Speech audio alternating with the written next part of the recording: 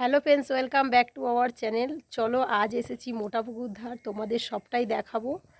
আর এই যে এখানে এসছে আমার ছেলে, আর এটা আমার দিদি, এই যে দেখতে পাচ্ছেন।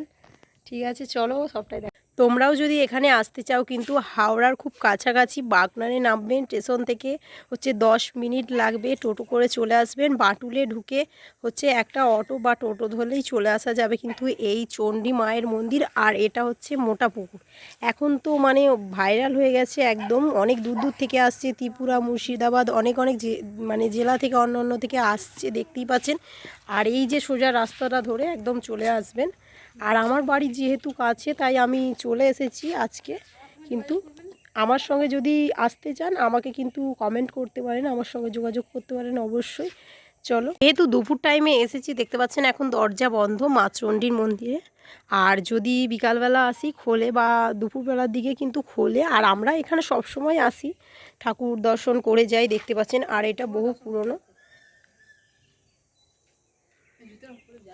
আমিও মোটা পুকুরে নেমে কিন্তু মাথায় জল নিয়ে নিলাম, ঠাকুর প্রণাম করে নিলাম, যেহেতু এসেছি। আর মাকে তো প্রণাম করতেই হবে, মাকে মনের ইচ্ছা তো জানাতেই হবে, ওই জন্য। আর ভিডিওটা আমার দিদিভাই করে দিচ্ছিল, কারণ আমি যেহেতু মানে একা একা করতে পারি না সেরকমভাবে এরকম ভিডিও।